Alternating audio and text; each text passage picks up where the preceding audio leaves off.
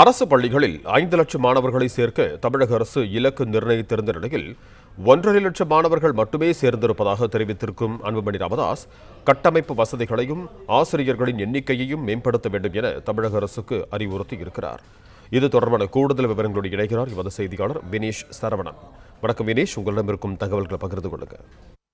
தமிழக பள்ளி கல்வித்துறைக்கு பாமகவுடைய தலைவர் அன்புமணி ராமதாஸ் பல்வேறு கோரிக்கைகளையும் வலியுறுத்தல்களையும் இந்த அறிக்கையில குறிப்பிட்டிருக்கிறார். பள்ளி கல்வித்துறையின் கீழ் செயல்படக்கூடிய தொடக்க பள்ளிகள் மற்றும் நடுநிலை பள்ளிகள்ல வரக்கூடிய கல்வியாண்டுல 5 லட்சம் மாணவர்களை சேர்க்க இலக்கு நிர்ணயிக்கப்பட்டிருந்த நிலையில் அதில் 1/3 பங்குக்கும் குறைவாக, அதாவது 1.5 லட்சம் மாணவர்கள் மட்டுமே அரசு பள்ளியில் சேர்ந்திருப்பதாகவும், அரசு பள்ளிகளில் தங்களுடைய குழந்தைகளை சேர்க்க பெற்றோர்கள் தயாராக இல்லை என்பதை இது காட்டுவதாகவும் இந்த அறிக்கையில கூறியிருக்கிறார். அரசு பள்ளிகள்ல மாணவர் சேர்க்கை கடந்த மார்ச் மாதம் 1ஆம் தேதி தொடங்கிறது.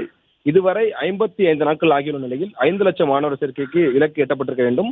பள்ளிகளில் சேர தகுதியான மாணவர்கள் அனைவருமே பள்ளிக்கூடங்களில் சேர்க்கப்பட்டுவிட்ட நிலையில் இனி எவரும் அரசு பள்ளிகளில் சேர வாய்ப்பில்லை என்றும், அண்மை காலங்களில் அரசு பள்ளியினுடைய மாணவர் சேர்க்கை நடப்பாண்டில் மிகவும் குறைவு என்று இந்த அறிக்கையில் சுட்டிக்காட்டியிருக்கிறார். ஒட்டுமொத்தமாக 1.5 லட்சம் மாணவர்கள் மட்டுமே சேர்க்கப்பட்டுள்ளதால் அரசு பள்ளிகளுடைய நிலை கேள்விக்குறியா இருக்கிறது.